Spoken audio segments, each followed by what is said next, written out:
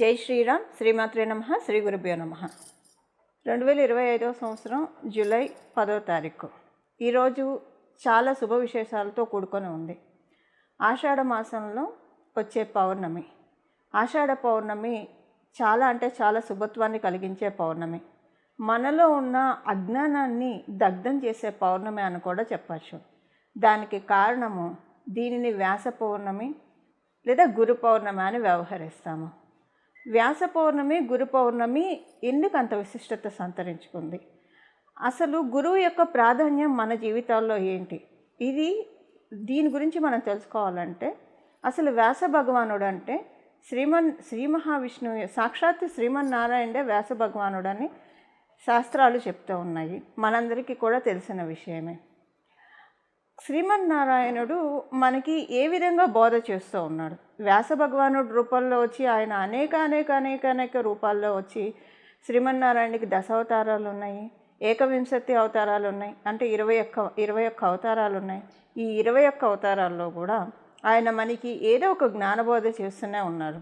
అలాగే దశావతారాల్లో కూడా మనం గ్రహించాలే కానీ భగవంతుడి యొక్క భక్తి అంటే ఆయన ఏ అవతారాలు ధరించి ఏ మార్గనిర్దేశం చేశారో అవి మనం మన నరనరాల్లో జీర్ణించుకోగలిగితే మన జీవితం సార్థకం అవుతుంది. మన జీవితం అనే ఈ నౌకని మనం చాలా చక్కగా నడిపించగలుగుతాము. అది ఎలానో ఇప్పుడు చూద్దాం. మొదట మనం వ్యాస భగవానుని తీసుకుంటే మనందరికీ తెలుసు, వేదాలను విభజించాడు. అలాగే పంచమ వేదంగా మహాభారతాన్ని అందించాడు. మనకి ఏ ధర్మ సందేహం వచ్చినా 4 వేదాల్లో లేకపోయినా మహాభారతంలో ఖచ్చితంగా దానికి సమాధానం ఉండే తీరుతుంది. ఇలాగా స్వామివారు ఎంత కృపాలు, ఎంత దయాలు అంటే ఎప్పటికప్పుడు మనల్ని గైడ్ చేయడానికి చూస్తూనే ఉన్నారు. ఇప్పుడు విష్ణుమూర్తి దశావతారాల్లో మనకి గురుతత్వం బోధపడుతోంది. అంటే ఆయన దశావతారాలని ధరించి మనకి ఆ దశావతారాల యొక్క పరమార్థాన్ని మనకి తెలియజేస్తూ ఉన్నారు. అది మనము నరనరాల్లో జీర్ణించుకోగలగాలి. అదేంటో ఇప్పుడు మనం ఒక్కసారి చూద్దాము. మొదటగా ఈ దశావతారాల్లో మత్స్య అవతారం యొక్క విశిష్టత మనందరికీ తెలిసింది. అసలు ఆయన మత్స్య అవతారాన్ని ఎందుకు ధరించారు ఇదంతా మనకి తెలిసిందే. అయితే ప్రతి అవతారం యొక్క వెనకాల ఉన్న తత్వాన్ని, విశేషాన్ని మనం పట్టుకోవడానికి ప్రయత్నిద్దాము. మొదటగా మనం మత్స్య అవతారాన్ని తీసుకుంటే, మత్స్యము అంటే మనకి మీనము, మనము ఫిష్ అని కూడా అంటాం ఇంగ్లీష్లో. దీని యొక్క తత్వం ఏంటంటే అది దాని కన్నులతో పిల్లల్ని చూస్తూ ఉంటుంది. ఎప్పుడైనా మత్స్యం పిల్లల్ని పెడితే అది దాని కన్నులతో చూస్తూ కన్నులతోనే ఫీడ్ చేస్తుంది. ఇక్కడ దీని వెనక ఉన్న భగవంతుడు మనకి చెప్పిన పరమార్థము తత్వం మనం ఒక్కసారి చూసుకుంటే మనం బాహ్యంగా మనకి భగవంతుడు చక్షువులు ఇచ్చాడు, నేత్రాలను ఇచ్చాడు. కానీ దీనికంటే ఒక దివ్య నేత్రం మనందరిలో ఉంది. దాన్ని మనం పెంపొందించుకోవాలని మత్స్యావతారం మనకి చెప్తూ ఉంది. అంటే అంతర్దర్శనం చేయమని. దర్శనము అంటే చూడడం, దర్శనం అంటే చూడడమే కదా. దర్శనం ఎప్పుడూ బాహ్య దర్శనంగా ఉంచుకోకండి, అంతర్దర్శనం చేయడానికి ప్రయత్నించండి. మీరు ఎప్పుడైతే అంతర్దర్శనం చేయడానికి ప్రయత్నిస్తారో అప్పుడు నేను మీకు చిక్కుతాను, అప్పుడు మీ భక్తికి నేను పరవశుడనవుతాను, అప్పుడు మీ భక్తితో నన్ను కట్టిపడేయవచ్చు అని మత్స్యావతారం యొక్క తత్వము. అంటే ఇక్కడ ఎంత గురుబోధ ఉంది చూడండి. ప్రతి ఒక్క తత్వం గురించి మనము ఇన్డెప్త్ రీసెర్చ్ చేసుకుంటూ వెళ్తే చాలా సమయం పడుతుంది. ఒక్కొక్క తత్వం అంటే ఒక్కొక్క అవతారం యొక్క విశేషం తత్వం మనం తెలుసుకోవాలంటే. అంతర్దర్శనం చేసుకుంటే మనలోనే ఒక పరమాత్మ ఉన్నాడు. అంటే మనమందరం కూడా పరమాత్మ నుంచి వచ్చిన జీవాంశలమే. కాబట్టి మనలో ఉన్న జీవాత్మని దర్శనం చేయమని చెప్పి, దానికి అంతర్దర్శనం చేయమని చెప్పి మత్స్యావతారం ద్వారా స్వామివారు మనల్ని సూచిస్తున్నారు. ఇప్పుడు మత్స్యావతారం అంటే ఎవరికైనా సరే మత్స్యం అంటే మొదట వెళ్ళేది కన్నుల వైపే. ఈ కన్నులా కానే కాదు, అంతర్దర్శనము, దివ్య దృష్టి, జ్ఞాన దృష్టి అని అంటాం. మనలో ఉన్న జ్ఞాన దృష్టిని పెంపొందించుకోమని చెప్పి విష్ణుమూర్తి తత్వం, మత్స్యావతార తత్వం మనకి అది బోధిస్తూ ఉంది. అంటే అది గురుతత్వం అని మనం గ్రహించాలి. అలాగే కూర్మావతారం ద్వారా స్వామివారు మనకేం తెలియజేస్తున్నారు? అసలు ఆయన కూర్మావతారాన్ని ఎందుకు ధరించారు ఇవన్నీ మనకు తెలుసు. క్షీరసాగర మదనం గురించి ఆయన కూర్మావతారాన్ని దర్శించారు. ఈ కూర్మావతారం యొక్క విశిష్టత, దీని వెనక ఉన్న తత్వం, దీని వెనక ఉన్న గురుతత్వం విష్ణుమూర్తి పరమ దయాళువు, పరమ కృపాలువు. అసలు మనకి విష్ణుమూర్తి, పరమశివుడు, అమ్మవారు ముగ్గురులో గురుతత్వాన్ని మనం పట్టుకోగలిగితే, వాళ్ళు మనకేం చెప్తున్నారు అనేది మనం పట్టుకోగలిగితే మన జన్మ ధన్యత చెందుతుంది. సెకండ్ రెండవది కూర్మ అవతారం. కూర్మ అవతారంలో ఉన్న తత్వం ఏంటి? కూర్మం అంటే తాబేలు. తాబేలు ఏం చేస్తుందని మనం చూస్తూ ఉంటాం. దానికి ఏదన్నా ప్రమాదం అని అనిపిస్తే దాని కాళ్ళు, చేతులు, దాని తల, రెండు కొడలు అన్నీ లోపలికి తీసుకెళ్ళిపోయి సేఫ్గా కూర్చుంటుంది. పైన ఒక గట్టిగా ఇది కంచె ఉంటుంది కాబట్టి దానికి. ఇందులో మనం అర్థం చేసుకోవాల్సిన తత్వం ఏంటంటే, ఇది మనకి గీతాచార్యుల వారు కూడా మనకి చెప్పారు. భగవద్గీతలో ఉన్న విషయమే నేను ప్రస్తావిస్తున్నాను. మన ఇంద్రియాలు తాబేలు దాని డిప్పలోంచి బయటపెట్టిన కాళ్ళు, చేతులు, తల అని అనుకుంటే కాసేపటికి ఇంద్రియాలు విషయలోలత్వానికి వెళ్ళకుండా, అంటే ఎవరైనా ఏదన్నా మన నాలుకతో మాట్లాడకూడదు, ఒకళ్ళ మనసు నొప్పించేలాగా మాట్లాడాల్సి వస్తే వెంటనే మన నాలుక లోపలికి వెళ్ళిపోవాలి, నోటికి జిప్పేసేసుకోవాలి. ఎప్పుడు ఒకళ్ళ మనసు నొప్పించే విధంగా, ఒకళ్ళని కించపరిచే విధంగా మనం మాట్లాడకూడదు. అది స్వామివారు మనకు చెప్తున్నారు. మన చెవులు ఏదన్నా వినాల్సి వస్తే ప్రొడక్టివ్ టాక్స్, మనం లౌకికంగా ఉన్నాం కాబట్టి లౌకికంగా ఏదన్నా మంచి విషయాలు మాట్లాడడం, వినడం వరకు తప్పలేదు. అలానే కాకుండా గాసిపింగ్స్, రూమర్స్, అలిగేషన్స్లోకి ఎవరైనా మన దగ్గరికి వచ్చి చెప్తున్నప్పుడు మన చెవులు అనే ఇంద్రియాలని తాబేలు ఎలాగైతే లోపల పెట్టేసుకుందో అలా మనం లోపల పెట్టేసుకోవాలంటే వినకూడదు అని చెప్పి. కళ్ళు చూడకూడని దృశ్యాలు కళ్ళు చూడకూడదు. కళ్ళు ఏం చూస్తుందో మనసుకు అది ఎక్కుతుంది. అందువల్ల మనం మంచి విషయాల్ని మాత్రమే చూడాలి. అంటే ఒక తాబేలు ఎలాగైతే దాన్ని అది కాపాడుకోవడానికి లోపలికి వెళ్తుందో మీ ఇంద్రియాలను కూడా అలానే నిగ్రహించుకోవాలి. దీనివల్ల అంటే ఉదాహరణకి మనకి అరిషడ్ వర్గాలతో బాధపడుతూ ఉంటాము. సో కోపం వస్తే నాలుక ఏదంటే అది మాట్లాడేస్తుంది. నరని నాలుక ఆవేశంలో ఎన్నో అంటామని మనం చెప్తూ ఉంటాము. అది మనని నిగ్రహించుకోవాలని చెప్పి కూర్మ అవతారం మనకి చెప్తుంది. గురుతత్వం కూర్మ అవతారంలో స్వామివారు అలా మనకి విశేషంగా చెప్పారు. ఇంక యజ్ఞ వరాహ అవతారంలో స్వామివారు మనకి చెప్తున్న విశేషాంశం ఏంటంటే, అసలు వరాహ అవతారం మనకు తెలుసు. హిరణ్యాక్షుడు భూమిని అంతా చేపలాగా చుట్టేసేసి ఆ భూమిని సముద్ర గర్భంలో పడేసినప్పుడు పాపం భూమాత బిక్కుమంటూ బాధపడుతున్నప్పుడు యజ్ఞవరాహ రూపంలో స్వామివారు వచ్చి భూమాతను పైకి తీసుకొచ్చారు. హిరణ్యాక్షుడు ఎంత దుర్మార్గుడు అంటే, భూమి ఉంటే కనుక ఎప్పుడు కూడా రాక్షసులు దేవతల్ని శత్రువులుగానే భావిస్తారు. వాళ్ళకి ఎంత పాతాలో ఏ లోకాలు ఇచ్చినా కూడా వాళ్ళకి ఇంకా అన్నీ కావాలి, అదే రాక్షసతత్వం. సో భూమి మీద యాగాదులు జరుగుతూ ఉన్నాయి, యజ్ఞం జరుగుతూ ఉంది కాబట్టి, సదాచారం జరుగుతూ ఉంది కాబట్టి ఈ యజ్ఞాల వల్ల దేవతలు బలోపేతం అవుతూ ఉన్నారు. దేవతలు బలోపేతం అవుతూ ఉంటే మనం స్వర్గాధిపత్యాన్ని సాధించలేము. అసలు ఈ భూమే లేకుండా చేసేస్తే ఇంకా ఋషులు మునులు ఎక్కడ యజ్ఞాలు చేస్తారు, దేవతలకు ఎక్కడి నుంచి ఆహారం అందుతుంది అన్న ఒక దుర్మార్గపు ఆలోచనతోటి ఆయన కూడా కారణ జన్మడే అనుకోండి, జన్మేజయులు అలా జన్మించారు. సో ఏదైనా మనకి లోక కళ్యాణం కోసమనే మనం ఇక్కడ గ్రహించాలి. ఆయన పడేసినప్పుడు, సముద్ర గర్భంలో పడేసినప్పుడు యజ్ఞవరాహ రూపంలో స్వామివారు వెళ్తే పాపం ఉరిమి మంగళం మీద పడ్డట్టు భూమాతని ఆవిడేం చేసింది, ఆవిడ రాక్షసులకి ప్రవేశం ఇచ్చింది, సురులకి ప్రవేశం ఇచ్చింది, ఋషులకి అందరినీ ఆవిడ భరిస్తుంది, మోస్తుంది. అందుకే అమ్మవారిని ఎప్పుడు మనం స్తుతించాలి. సముద్ర వసనే దేవి పర్వతస్థన మండలే విష్ణుపత్ని నమస్తుభ్యం పాదస్పర్శం క్షమస్సవే అని చెప్పి అమ్మవారిని ఎప్పుడు మనం పొద్దున్నే లేస్తూ మనం ఈ స్తోత్రంతో ప్రారంభిస్తాం మన దినచర్యని. ఇలా అమ్మవారిని పడేసినప్పుడు స్వామివారు మళ్ళీ అమ్మవారిని తీసుకొచ్చారు. అందుకే మనకి శ్వేతవరాహ రూపంలో అమ్మవారిని తీసుకొచ్చి సముద్ర గర్భంలో భూమిని నిలిపినందుకు అప్పుడు 30% కొంత శాతం భూమిని పైకి, కొంత శాతం భూమిని నీళ్ళల్లో ఉంచారు. అందుకే మనకి భూమి చుట్టూ నీళ్లు ఉండడం సైంటిఫికల్గా మనం చూస్తే అది కారణము. అందుకే ఈ కల్పానికి మనం సంకల్పంలో చెప్పుకుంటాం, శ్వేతవరాహ కల్పం అని చెప్పుకుంటాం. దానికి కారణం అదే. మళ్ళీ రేపు ఇంకొక దుర్మార్గుడు వచ్చి భూమిని మళ్ళీ ఇలానే చేపలా చుట్టి కింద పడేయకుండా అమ్మవారిని సముద్ర మధ్యలో నిలబెట్టి కింద ఆదిశేషువు మోస్తూ ఉన్నారు. అష్టగజాలు కూడా భూమిని నలుదిక్కుల విదిక్కులా మోస్తూ ఉన్నాయి. ఇది యజ్ఞవరాహం. ఇందులో యజ్ఞవరాహంలో ఉన్న గురుతత్వాన్ని మనం పట్టుకోవాలి. ఎలాగైతే హిరణ్యాక్షుడు అలా చుట్టి పడేశాడో మనలో కూడా ఒక హిరణ్యాక్షుడు ఉన్నాడు. ఆ హిరణ్యాక్షుడు ఏం చేస్తాడంటే అరిషడ్ వర్గాలతోటి ఎప్పుడు మన మీద దాడి చేస్తూ ఉంటాడు. ఈ అరిషడ్ వర్గాలతోటి దాడి చేయడం వల్ల మనము ఈ మాయలో పడిపోయి, ఈ కలిమాయలో పడిపోయి పరమాత్మని మనం పట్టుకోలేము. మీలోనే ఒక పరమాత్మ ఉన్నాడు.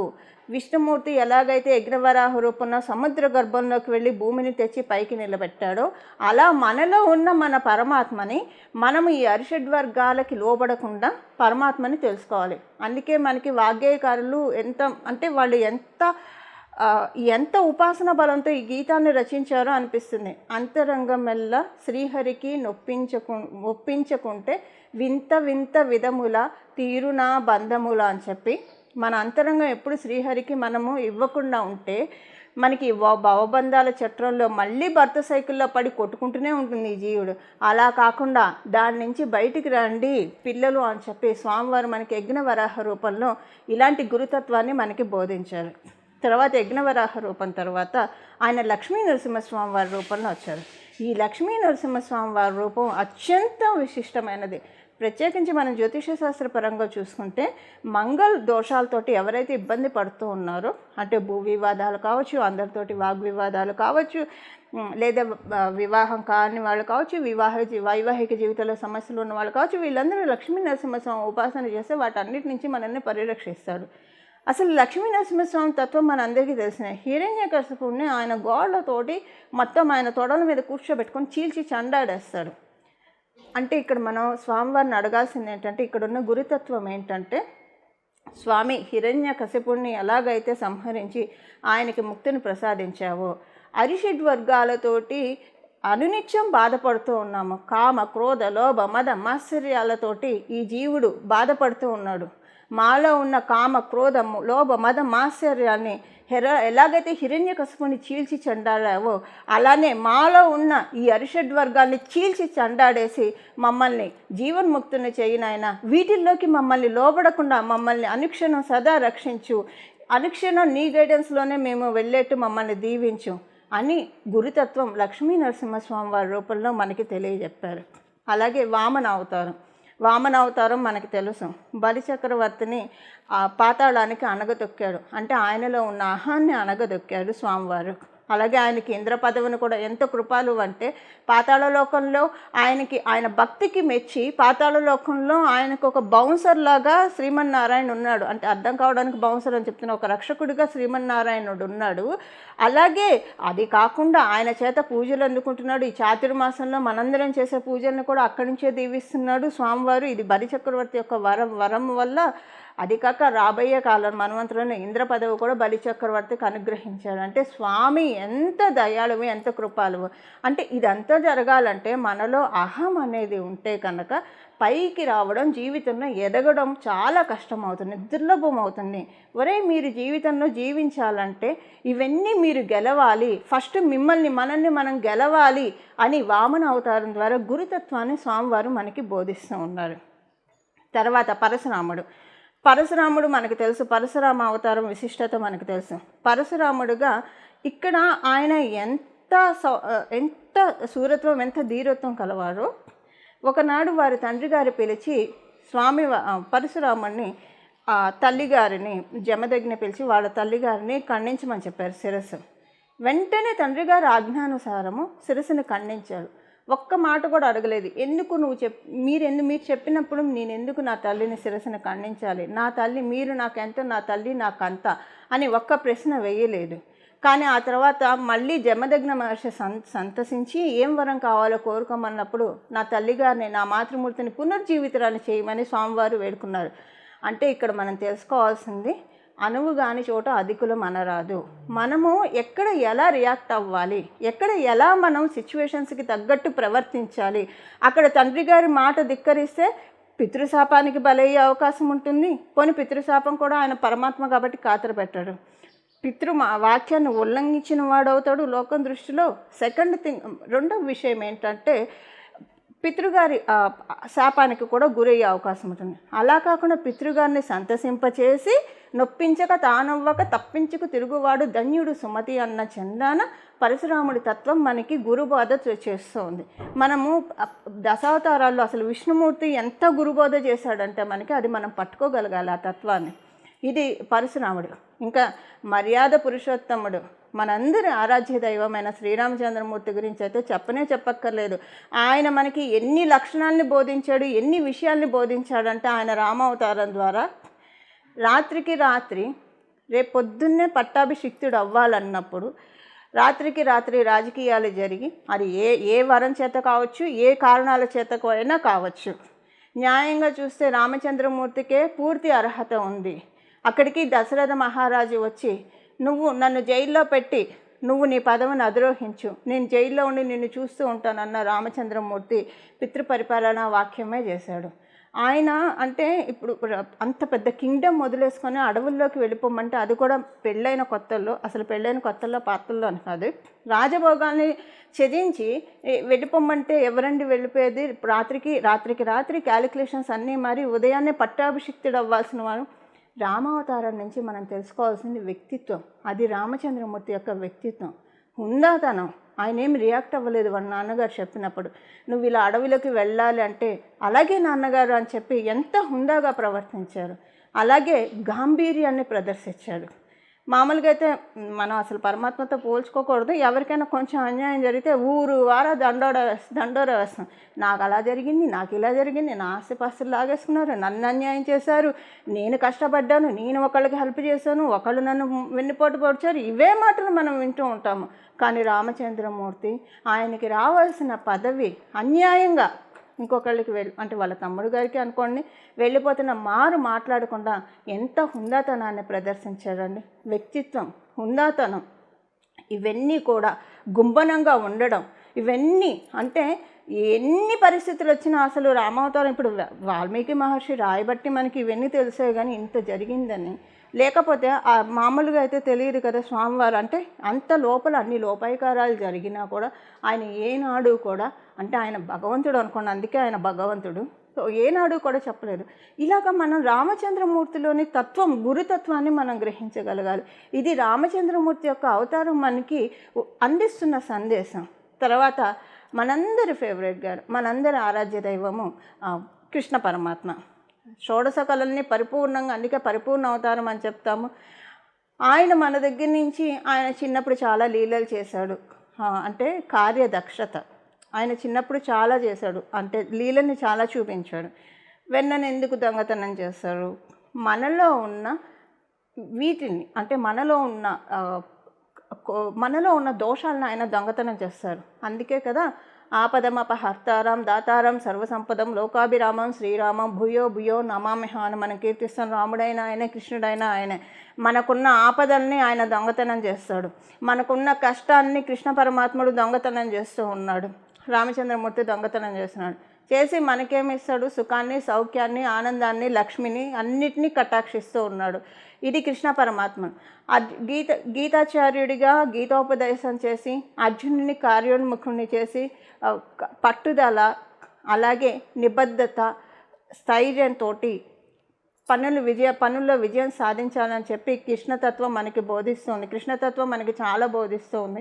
ఇది ఒక చిన్న విషయం మాత్రమే. అంటే చెప్పుకుంటూ వెళ్తే కృష్ణతత్వం తెలుసుకోవాలంటే అది చాలా ఉంది. ఇప్పటి వరకు ఈ గురుతత్వం ఇంతవరకు మనం ఇవన్నీ విడిగా మాట్లాడుకున్నాం. ఇది కృష్ణతత్వం.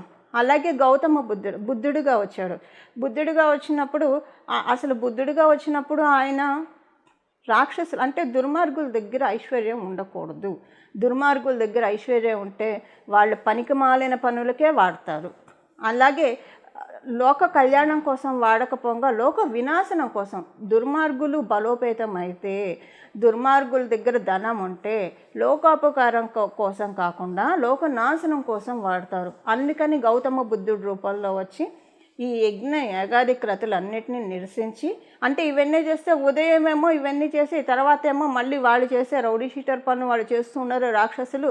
అప్పుడు వాళ్ళని శిక్షించడానికి కూడా వాళ్ళకి ఏవైతే వాళ్ళు చేశారో ధర్మబద్ధంగా పుణ్యకార్యాలు, ఈ పుణ్యకార్యాలు వాళ్ళని శిక్షించడానికి అడ్డుపడుతూ ఉన్నాయి. అందుకని గౌతమ బుద్ధుడి రూపంలో వచ్చి వాళ్ళందరినీ డైవర్ట్ చేసి ఇవేమీ అక్కర్లేదు, మీరు చక్కగా అన్నీ చేయొచ్చు, మీరు కావాల్సినవి తినచ్చు, తాగాల్సినవి తాగొచ్చు, జస్ట్ మన అంతర్ముఖులు అవ్వండి అని చెప్పారు. ఈ బుద్ధావతారంలో స్వామివారు మనకేం చెప్తున్నారంటే సజ్జనులకి బుద్ధావతారం చాలా మంచి అవతారము. మనము రోజు పూజా గదిలో కూర్చొని పూజ చేస్తాము, కానీ పూజ అయిపోయిన తర్వాత కూడా మనం ఏ పని చేస్తూ ఉన్నా భగవద్ అర్పణం, కృష్ణార్పణం అనుకుంటూ చేయాలి. మనం ఏ పని చేస్తూ ఉన్నా సరే లోపల సైలెన్స్ని పాటించండి.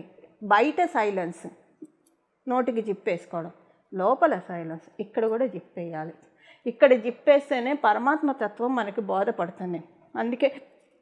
అందుకే గౌతమ బుద్ధ అవతారం ఏం చెప్తుందంటే ఇన్నర్ సైలెన్స్, ఇన్నర్ ట్రావెల్ చేయండి. అవుటర్ చూడడం మానేసండి, ఇన్నర్ ట్రావెల్ చేయండి. ఎన్నో అద్భుతమైన శక్తుల్ని, సిద్ధుల్ని మీరు సాధించవచ్చు అని గౌతమ బుద్ధ అవతారంలోని గురుతత్వం మనకి చెప్తూ ఉన్నాయి. చివరిది కల్కి అవతారం, ఇంకా రాలేదు. బుద్ధ అవతారం మనకి సూచిస్తుంది. కల్కి అవతారం ఇంకా కలియుగాంతంలో వస్తుంది. అధర్మం పెట్టరేగిపోయినప్పుడు, ధర్మజ్ఞాని కలిగినప్పుడు స్వామివారు వచ్చి మ్లేచ్చులందరినీ కూడా సంహరిస్తారు.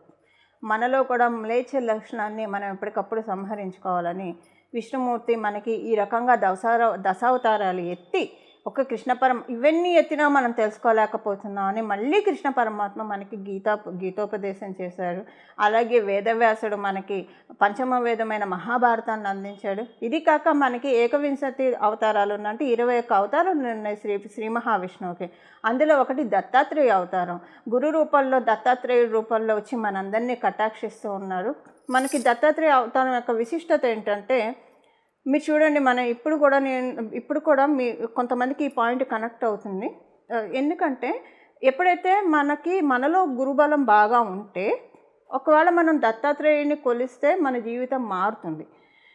అంటే దత్తాత్రేయుని కొలిచిన తర్వాత నుంచి ఏమైపోతుందంటే మన జీవితం చాలా స్పిరిచువల్ పాత్రలోకి వెళ్ళిపోతుంది. అలాగని లౌకికం ఉండదంటే లౌకికం ఉంటుంది, స్పిరిచువల్ పాత్ ఉంటుంది. కొంతమందికి ఏం చేస్తాడంటే ఆయన కంప్లీట్గా స్పిరిచువల్లోకి తీసుకెళ్ళిపోయి అంటే వాళ్ళ జీవనాన్ని వాళ్ళు సాగించుకునే విధంగా స్పిరిచువల్ ఎక్కువ, మెటీరియల్ తక్కువగా ఆయన చేస్తాడు. కొంతమందికి ఎలా ఉంటుందంటే ఇప్పుడు కొంతమంది అందరూ స్పిరిచువల్ పాత్రలోకే వెళ్ళాలని ఉండదు. కొంతమంది వాళ్ళు చేసుకునే ఉద్యోగ వ్యాపారాల్లో ఉంటూ భగవద్ భక్తిని వాళ్ళలో అంటే అవి చేసుకుంటూ భగవద్ భక్తిని, గురు దత్తాత్రేయ స్వామి వారి భక్తిని వాళ్ళలో పెంపొందించుకుంటూ ఉంటారు. అప్పుడు ఏమవుతుందంటే ఎప్పుడైతే దత్తుడు మన జీవితంలోకి వస్తాడో అప్పుడు ఏమవుతుందంటే లౌకికంగా మనం మాట్లాడుకుంటే ఎవరినైనా దత్తాత్రేయ స్వామి వారు కరుణించాలి అనుకుంటే వాళ్ళలో దత్తాత్రేయ స్వామి వారి భక్తి పుడుతుంది. భక్తి పుట్టినప్పుడు ఏమవుతుందంటే మొదటగా ఫస్ట్ 100% లౌకికంలో ఇబ్బందులు ఉన్న వాళ్ళకి 20% ఇబ్బందుల్ని తగ్గిస్తాడు. ఆ 20% స్పిరిచువాలిటీకి 80% మెటీరియల్ అలా వాడేట్టు చేస్తాడు. తర్వాత నెమ్మదిగా సాధనలో పెరుగుతూ ఉండగా 30% ఆధ్యాత్మికతకి, 70% అంటే ఉద్యోగ వ్యాపారాలు, 70% అంటే అంత ఎఫర్ట్ పెడితే సరిపోతుంది. 30% ఆధ్యాత్మికతకి కేటాయించే విధంగా దత్తభక్తిలో మునిగే విధంగా ఆయన మనకి సమయాన్ని ఇస్తాడు. రాగా ఏమవుతుందంటే 50% మెటీరియల్ థింగ్స్ చూసుకుంటే చాలు. 50% ఆధ్యాత్మికంగా ఉండే విధంగా మనకు అన్నీ అంటే ఎప్పుడుంటాయి, మనకి డే టు డే లైఫ్లో అన్ని పనులు జరిగిపోతూనే ఉంటాయి. అంటే మనం చేసే దాంట్లో మనకి సంపాదన వస్తుంది, అక్కడ పని తగ్గి డబ్బులు వస్తాయి. అలా ఇంకా కొన్నాళ్ళు మనం సాధనలో పెరుగుతూ ఉంటే ఏమవుతుందంటే 80% ఆధ్యాత్మికం, 20% లౌకికం. అంటే ఇప్పుడు కొంతమందిని చూడండి, వాళ్ళు అన్ని పనులు అందరికీ పురమాయిస్తారు. జస్ట్ వాళ్ళు మానిటర్ చేస్తూ ఉంటారు. డబ్బులు వాళ్ళకి ఎక్కువ వస్తే వాళ్ళే అందరికీ డిస్ట్రిబ్యూట్ చేయొచ్చు. సో వాటిలో ఆ మానిటర్ చేసినప్పుడు వాళ్ళు ఏంటంటే ఎంత స్థితప్రజ్ఞత చేస్తారంటే వెంటనే చిటికలో అవన్నీ చూసే విధంగా స్వామివారు కరుణిస్తాడు. అప్పుడు 80% ఆధ్యాత్మికంలోకి పెట్టుకోవడానికి ఇది గురు దత్తాత్రేయ స్వామి.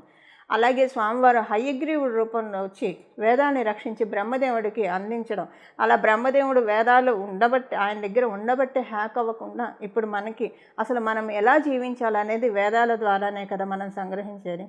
ఇది విష్ణుమూర్తి యొక్క గురుతత్వం. ఇప్పుడు మనం పరమశివుడి యొక్క గురుతత్వం చూస్తే పరమశివుడు మనకి మేధా దక్షిణామూర్తి స్వామివారి రూపంలో అంత జ్ఞానబోధ చేస్తూ ఉంటాడు. ఎప్పుడైనా మీరు శివాలయానికి వెళ్ళినప్పుడు అంటే స్వామివారు బోళాశంకరుడు అని అంటారు. అసలు అంటే ఎంత ట్రూ అనిపిస్తుందంటే మనం అక్కడికి వెళ్ళినప్పుడు చాలా అంటే మనం అనుకుంటుంటాం శివోహం అంటే ఏంటి, నేనే శివోహం అంటే నేనే శివుణ్ణి. ఇలా ఎవరండి ఒప్పుకునేది? అంటే ఇప్పుడు నేనే నన్ను ఇప్పుడు ఎవరైనా సరే మనల్ని ఇంకొకళ్ళుగా అనుకుంటే ఊరుకుంటామా? అంటే ఇది నేనే. ఇప్పుడు మనకి రావాల్సిన క్రెడిట్ని ఇంకొకళ్ళు తీసుకుంటే ఇది నాకు రావాల్సిన క్రెడిట్ ఇంకొకళ్ళు తీసుకున్నారు అని అంటాం కదా. సహజంగా మానవ లక్షణం, మానవ సహజం కదా. అలా కాకుండా అంత దేవుడైన మహాదేవుడైన శివపరమాత్ముడు నేనే మీరు మీరే నేను తత్వమసి అహం బ్రహ్మాస్మి అన్న తత్వాన్ని మనకి బోధింపజేస్తూ ఉన్నారు. అందుకే ఆయన బోళాశంకరుడు అని అంటారు. ఆయనలో ఉన్న తత్వాన్ని మనం గ్రహించగలిగితే శివభక్తిలో డీప్గా ఇంక్లైన్ వెళ్తూ ఉంటే మేధా దక్షిణామూర్తి మనకి ఎంత జ్ఞానాన్ని అందిస్తాడంటే, మేధా దక్షిణామూర్తిలో రూపంలో పరమశివుడు మనకి ఎంత జ్ఞానాన్ని అందిస్తాడంటే, మనం ఏదైనా శివాలయానికి వెళ్ళినప్పుడు అంటే నీ నుంచి వచ్చిందే ఈ జీవాత్మ, నిన్ను చూడటానికి వస్తున్నాము, నేను చూడటానికి వస్తున్నాను, నన్ను నేను చూడటానికి వస్తున్నాను అన్న భావన మనలోకి వస్తుంది. అలాగే శివాలయానికి వచ్చిన ప్రతి ఒక్కళ్ళు లింగాల్లాగే కనిపిస్తారు, అంటే లింగాల రూపంలోనే వస్తున్నట్టు అనిపిస్తుంది. స్వామి నేను ఏ పని చేసినా, నేను విడిగా కూడా ఆఫీస్కి వెళ్ళినా, వ్యాపార స్థలానికి వెళ్ళినా, లేదా ఏ విధంగా నేను అడుగులు వేసినా మనకి మనసులో ఎలా ఉంటుందంటే శివుడి ఆలయం చుట్టూ ప్రదక్షిణం చేసినట్టు ఉంటుంది. అంటే శివభక్తిలో మనం అమాయకం అయిపోతే మనం మాట్లాడే మాట ప్రతిదీ కూడా పంచాక్షరినే అవుతున్నాం. మనం లౌకికమైన విషయాలు మాట్లాడొచ్చు గాక ఇక్కడ మస్తిష్కంలో ఎప్పుడు శివుడిని ఉంచుకుంటే మనకి ఎప్పుడు ఎలా ఉంటుందంటే పంచాక్షరి మంత్రాలే అవుతాయి మనకి. అదే కదా మనకి శంకరాచార్యుల వారు కూడా చెప్పింది, శివమానస పూజలో చెప్పింది అదే కదా మనకి. ఇలాంటి తత్వాన్ని మనం బోధపరచుకోవాలి. శివుడు ఎంత దయాళువు అంటే బ్రహ్మదేవుడు స్థితికర్త, బ్రహ్మదేవుడు సృష్టికర్త, మహావిష్ణువు స్థితికర్త, పరమశివుడు లయకర్త. ఈ లయకర్త అన్న విషయము మనందరికీ తెలుసు. కథ అందరూ అనుకుంటారు చనిపోయిన తర్వాత లయం అని. ఉత్తగా ప్రళయం అప్పుడు లయమో లేకపోతే అదే కాదండి, మన నిత్య దైనందిన జీవితంలో కూడా శివుడు లయం చేస్తాడు. అది మనం పట్టుకోగలగాలి ఎలాగనేది. దానికే మనం భగవంతుని ఆశ్రయిస్తే ప్రతి ఒక్క రోజు అమ్మవారు సహస్రారం భుజారూఢ సుధాసారాభి వర్షిణి మన సహస్రార కమలంలో ఉండి అమృతం బిందెను పట్టుకొని ఉంటుంది అమ్మవారు మన మీద పోయాలి. అసలు దానికి మనం ఎక్కడ మనం అవకాశం ఇస్తున్నాం? ఎంతసేపు ఈ లౌకికంలో ఉండాలి, కానీ ఎంతవరకు అంతవరకే ఉండాలి. తర్వాత అంతా పారమార్థికంగానే ఉండాలి. మన దృష్టి ఎప్పుడూ కూడా, ఇప్పుడు మనం ఒక దీపారాధన చేస్తే అది ఊర్ధ్వముఖంగానే ఉంటుంది కానీ అధోముఖంగా కిందకి చూడదు కదా. లౌకికం అంటే అసలు మనం పుట్టినందుకు మూలాధార చక్రం నుంచి సహస్రార భేదనం జరగాలి, అక్కడ ఉన్న 2 పాములు సహస్రార భేదనం జరగాలి. ఇది అంటే అది మళ్ళీ కుండలిని గురించి నేను మాట్లాడట్లేదు, అది గురువుల ద్వారా. అదేమి లేకుండా కూడా మనం మన సాధన ద్వారా దాన్ని మనం సాధించుకోవచ్చు. అమ్మవారు మనకి అమృతం బిందువు కురిపించాలంటే మనం సాధన ఉపాసనలో ముందుకు వెళ్తూ ఉంటేనే కదా. అలా వెళ్ళే వాళ్ళకి అమ్మవారు ఒక అమృతపు బిందువుని కురిపిస్తుంది. అలాంటి అమృతపు బిందువుని కురిపించినప్పుడు మనకి ఇలాంటి థాట్స్ వస్తాయి అన్నమాట. అంటే శివుడు మనల్ని, అంటే మనం చూడడానికి వెళ్ళినప్పుడు మనమే శివుడు, శివుడే మనము అన్న ఆలోచన మనకు వస్తుంది. అసలు బోళాశంకరుడు యొక్క తత్వం ఏంటి అన్నది మనకు బోధపడుతుంది. ఇప్పుడు నేను ఈ మాట ఎందుకు చెప్తున్నా, అమ్మవారు బిందువు అమృతపు బిందువు మనం డ్రాప్ చేస్తే మనకి ఎలాంటి ఆలోచనలు వస్తాయంటే రోజు కంటే అది అసలు అమ్మవారు బోల్డ్ అంతుంది మన మీద పోయడానికి రెడీగా ఉంది, మనమే పోయించుకోవట్లా. లౌకికంలో పడి మాయలో పడిపోయి, విష్ణు మాయలో పడిపోయి, శివమాయలో పడిపోయి, అంబామాయలో పడిపోయి, కలిమాయలో పడిపోయి ఇవేవి మనం తెలుసుకోవట్లేదు. ఒక్క బిందువు ఎప్పుడో అమ్మవారు మన మీద జాలిపడ్డప్పుడు మన ఉపాసనకు సంతసించి ఒక్క బిందువు మన మీద కురిపిస్తే మనకి ఎలాంటి ఆలోచనలు వస్తాయంటే అసలు శివుడి లయకర్త అంటే ఏంటి అర్థం మనకు తెలుస్తుంది. అదేంటో నేను ఇప్పుడు చెప్తాను. లయం అంటే ఏంటి? డిస్ట్రాయర్ కదా. శివాదే డిస్ట్రాయర్ అని మనకి చెప్తాను, ఇంగ్లీష్లో చెప్తాను. దేన్ని డిస్ట్రాయ్ చేస్తారు? మన మనసులో శ్రీ శివాయ నమస్తుభ్యం, శ్రీ శివాయ నమస్తుభ్యం, శ్రీ శివాయ నమస్తుభ్యం అంటారా, అరుణాచల శివ అంటారా, శ్రీ గురు దక్షిణామూర్తియ నమః అంటారా, శివాయ నమః అంటారా, నమశివాయ అంటారా, లేదా సోమస్కందాయ నమః అంటారా, ఏదన్నా అనండి. మన మనసులో శివుడి దగ్గర ఉన్న మ్యాజిక్ ఏంటో చెప్పనండి. మామూలుగా మనందరం లౌకికంలో మానసిక ప్రశాంతత లేదు అని అనుకుంటాం. మీరు ఒక్కసారి శివుణ్ణి బాగా డీప్గా వర్షిప్ చేసి చూడండి, ధ్యానం చేసి చూడండి. ఆయన ధ్యానం చేస్తూ ఉంటే ఫర్ ఎగ్జాంపుల్ ఒక 21 రోజులు సాయంత్రం పూట, అంటే సంధ్యా సమయంలో ఏదో ఒక నామాన్ని, శ్రీ శివాయ నమస్తుభ్యం, శ్రీ శివాయ నమస్తుభ్యం, శ్రీ శివాయ నమస్తుభ్యం, ఈ నామాన్ని తీసుకోండి. ఒక అరగంట లేదా కనీసం ఒక 10 నిమిషాలు క్రమం తప్పకుండా ఒక 21 రోజులు సాయంత్రం పూట అసలు రోజంతా అనాలి, మనం ఏ పని చేస్తున్నా ఈ నామాన్ని స్మరించుకోవాలి, లేదా ప్రదోష వేళలో అని చూడండి. 21వ రోజు తర్వాత మానసిక ప్రశాంతత వచ్చే తీరుతుంది. మన అమ్మవారు, అందుకే అమ్మవారు కూడా గురుతత్వాన్ని ఎంత చక్కగా బోధిస్తున్నారంటే శివజ్ఞాన ప్రధాయిని అని చెప్తాం. మన అమ్మవారు గురుతత్వం శివజ్ఞానాన్ని అందిస్తున్నాయి. సరే, మొదట నేను లయకర్త అని ఎందుకు చెప్తున్నాను అంటే ఇది మనందరికీ తెలుసు.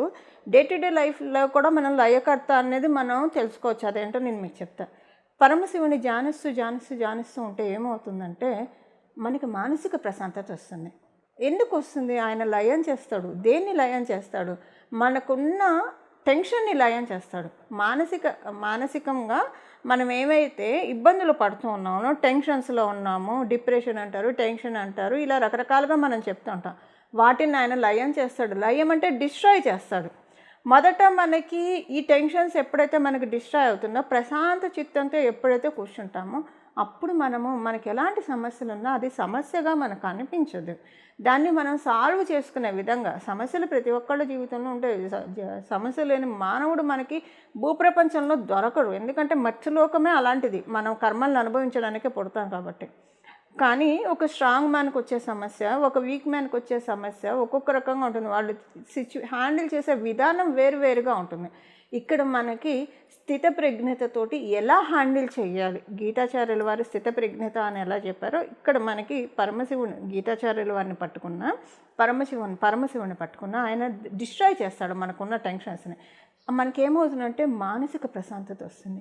అప్పుడు ఏంటంటే ఫస్ట్ మనం రియాక్ట్ అవ్వడం ఆపేస్తాం. రియాక్ట్ అవ్వడం ఎప్పుడైతే ఆపేస్తామో అప్పుడు మనకి ప్రశాంత చిత్తంతో ఈ సమస్యని ఎలా స్పందించాలి, లేదా ఈ సమస్యని మనం బయటపడాలి, అలాంటి ఆలోచనలు వచ్చి తెలివితేటలు మనకు వస్తాయి, విజ్డమ్ మనకు వస్తుంది. మనకి గీతాచార్యుల వారు కూడా అదే కదా చెప్పేది. ఎప్పుడైనా ఆవేశం, దుఃఖం, వీటన్నిటితోటి ఏంటంటే ఇది మన మనసుని కమ్మి పడేస్తుంది. గ్రహణం లాగా మనం సూర్యగ్రహణం, చంద్రగ్రహణం ఎప్పుడో చూస్తూ ఉంటాం. మన మనసుకి మనం సక్సెస్ఫుల్గా ప్రతిరోజు గ్రహణం కల్పించుకుంటూనే ఉంటాం. ఏంటి? దుఃఖంలో కుమిలిపోవడము, ఆలోచన నెగిటివ్ థింకింగు, అలాగే ప్రతిదానికి బెంబేలెత్తిపోవడం. వీటన్నిటికీ ఏంటంటే ఇవి ఒక గ్రహణాలు అనమాట. వీటిని డిస్ట్రాయ్ చేస్తాడు. లయకర్త అంటే డిస్ట్రాయర్ అనమాట. అది డిస్ట్రాయ్ చేసేస్తాడు. అందుకే శివుడిని గట్టిగా పట్టుకున్న వాళ్ళు ఆయన దగ్గర నుంచి అదొకంటే ఇంకా అసలు బయటికి రావడానికి మనం ఇష్టపడం. అంత చక్కగా ఉంటుంది శివతత్వం. ఇదే శివుడు గురు రూపంలో మనకుండి చేసే బోధ. అమ్మవారు గురుమండల రూపిణి, సాక్షాత్ గురుమండల రూపిణి. శివజ్ఞానాన్ని ఇచ్చేది అమ్మవారే కదండి. ఇప్పుడు మనము పరమశివుడి దగ్గరికి వెళ్తాము, ఆయనకు అభిషేకం చేస్తాము. మనం పరమశివుడిని లింగమూర్తిగా చూసినా, లేదంటే విగ్రహ రూపంలో చూసినా, విగ్రహ రూపంలో అంటే వామభాగాన పార్వతీదేవి ఉంటుంది, లింగ రూపంలో ఉన్న పానవట్టం ఆవిడే. ఆయన మహాదేవుడు ఎప్పుడు మహాధ్యానంలో ఉంటాడు, ఎప్పుడు శ్రీరామనామాన్ని జపిస్తూ ఉంటాడు. ఆయన మహాధ్యానంలో ఉన్నప్పుడు మనం వెళ్ళి ఆయనకి పాలు పోసినా లేదా నీళ్ళు పోసినా మన పూజల్ని ఎవరు తీసేది? వీళ్ళు ఇలా చేశారు అని చెప్పి పానవట్టంలో పార్వతీదేవి ఉండి అమ్మవారే మనకి వరాలను అందిస్తూ ఉంటుంది. ఎందుకంటే శివుడు ధ్యానంలో ఉన్న ఆయన ధ్యానాన్ని ఛేదించి మన భక్తిని ఆయన చెలిపేంత సమర్థత మనకుందా? మన నాన్న మార్కండేయ మహర్షులమా, లేదా భక్త కన్నప్పలమా, లేదా నందీశ్వరుడమా, లేదా శ్రీకాళహస్తి పాముమా, సాలిపురుగా, ఏనుగా, అవన్నీ కూడా మార్కండేయుడు ఆయన భక్తితోటి పరమశివుడు ధ్యానాన్ని కదిలించగలిగాడు. అంటే ఆయన ఎప్పుడు ధ్యానంలో ఉంటాడు, ఇది మనందరికీ తెలుసు. ఆయన ధ్యానాన్ని కదిలించేంత భక్తి మనలో ఉండాలి. అప్పుడే అంటే లేకపోయినా మనం చేసేది ఏ పూజ అయినా ఆయన సర్వాంతర్యామి మనకి వరాలు ఇస్తాడు. కానీ ధ్యానాన్ని కదిలించేంత భక్తి మనలో ఉంటే మార్కండేయుడిలాగా మన జీవితాన్ని మనం సార్థక్యం చేసుకోవచ్చు. పశువులైనా కూడా అసలు అలా అంటానికి కూడా లేదు.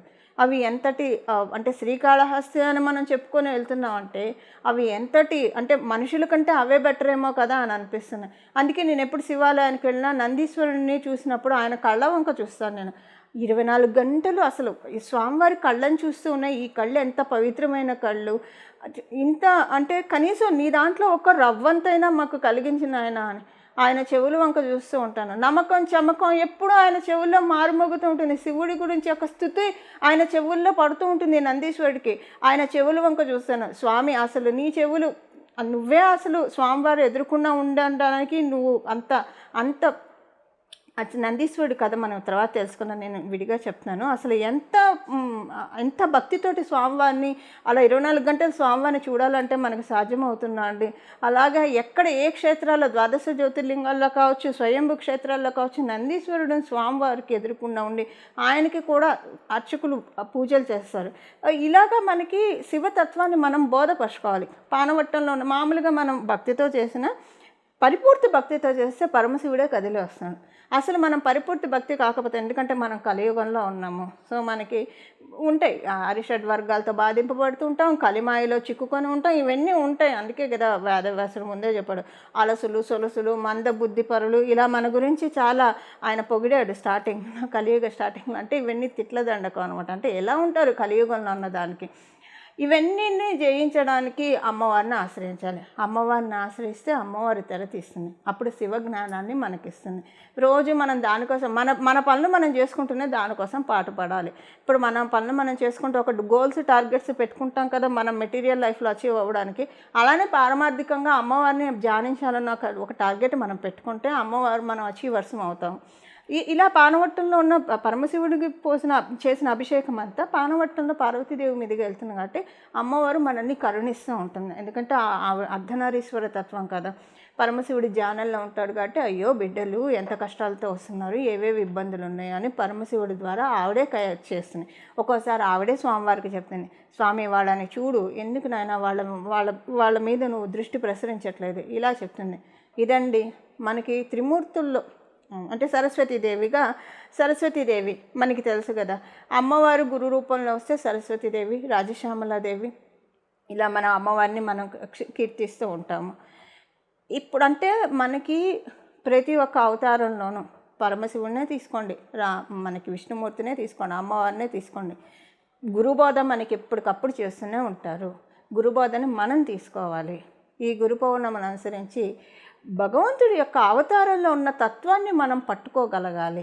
అప్పుడే మన జీవితం బాగుంటుంది అని అమ్మవారు నాకు ఇచ్చిన స్ఫురణ ఆధారంగా, విష్ణుమూర్తి నాకు ఇచ్చిన స్ఫురణ ఆధారంగా, మేధా దక్షిణామూర్తి స్వామివారు నాకు ఇచ్చిన స్ఫురణ ఆధారంగా ఇవన్నీ నేను మీకు చెప్పాను.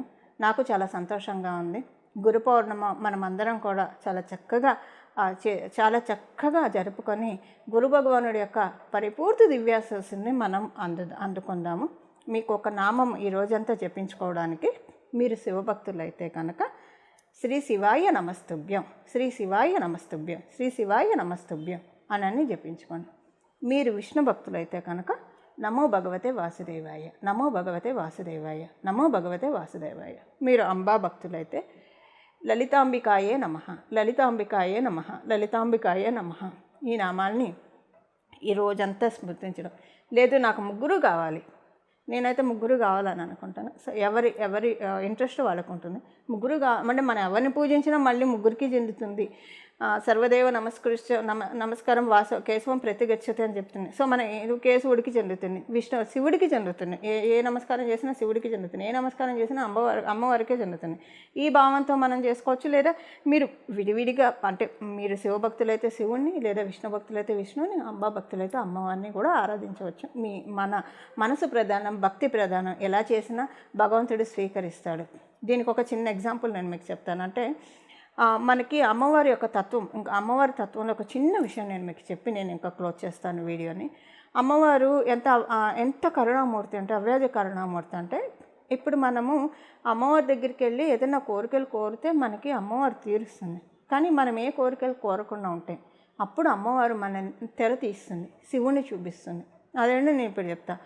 మన పిల్లలే ఉన్నారు, ఎప్పుడన్నా వచ్చారు మన దగ్గరికి వచ్చి, నాన్న లేదా అమ్మ నాకు ₹1 ఇవ్వండి అని అడిగితే, ఎందుకు ఏమిటి అని అడగకుండా కూడా ఇచ్చేస్తాం. ఏ చాక్లెట్ కొనుక్కోవడానికి, ఏ బిస్కెట్ కొనుక్కోవడానికి అని ఇచ్చేస్తాం. ఒక్కోసారి ఏంటంటే కొంతమంది ఏం చేస్తారంటే ఒక ₹10 ఇస్తారు, ₹100 కూడా ఇవ్వచ్చు. కానీ పిల్లల్ని ఎక్కువ డబ్బులు ఇస్తే చెడగొట్టినట్టు అవుతుందని ఎక్కువ ఇవ్వము, వాళ్ళు అడిగినంత ఇస్తాము. అదే పాప బాబా అవ్వచ్చు, మన దగ్గరికి వచ్చి కూర్చొని మనం చెప్పిన మాట విని పెట్టింది తిని బుద్ధిగా ఉండి చదువుకుంటూ చక్కగా ఉంటే మనకే ముచ్చటేస్తుంది. అంటే అలా లేకపోతే మనమేం పిల్లలకి చేయమని కాదు. ఒకవేళ పిల్లలు తల్లిదండ్రులకు అనుకూలంగా ఉండి, అంటే ఇప్పుడు పరశురాముని చూస్తే నాకు అనిపిస్తుంది తల్లిదండ్రులు ఆయనకి 2 కళ్ళేమో అనిపిస్తుంది. పిల్లల విషయానికి వచ్చేప్పటికి తల్లిదండ్రులు అలా చెప్తారు, నా 2 కళ్ళు నా పిల్లలు అని. కానీ పిల్లలకి కూడా తల్లిదండ్రులు అలా అనిపించగలగాలి. తల్లిదండ్రులు 2 కళ్ళు అని మనకి కూడా అనిపించగలగాలి. అప్పుడు మనకేంటంటే మన జీవితం సార్థక్యం అవుతుంది. అలా మనము అలా కనుక మనం ఉంటే అప్పుడు మనమే మన పిల్లలే అంత చక్కగా ఉంటే మనం ఎంత పొంగిపోతాం మన పిల్లల్ని చూసి. వాళ్ళ కోసం ఏదైనా చేయాలి, ఇంకా చేయాలి, ఇంకా చేయాలని మనుషులమైన మనమే అంత తాపత్రయపడితే జగదంబండి మన అమ్మవారు చెప్పినట్లు మనం కనుక నడుచుకోగలిగితే అప్పుడు మనకి అమ్మవారు తెరను తీసేస్తుంది. సౌందర్యలహరిలో ఇదే ఉంది. అమ్మవారు ఎప్పుడైతే తెరను తీసేస్తుందో అప్పుడు మనకి శివజ్ఞానాన్ని కలిగిస్తుంది, లేదా విష్ణు జ్ఞానాన్ని కలిగిస్తుంది. కనీసం మాయలో కొట్టుకుపోకుండా మనల్ని కాపాడుతుంది. ఇది భగవంతుడి యొక్క విశేషతత్వం. ఇలా ఇప్పుడు మనం తెలుసుకున్న నామాలు ఈ రోజంతా జపించి అమ్మవారి యొక్క కృపకి, విష్ణుమూర్తి యొక్క కృపకి, శివుడి యొక్క కృపకి పాత్రలయ్యి మన జీవితాన్ని ధన్యతను పొందుదాము. ధర్మో రక్షతి రక్షితః. మంగళం. నమో భగవతే వాసుదేవాయ.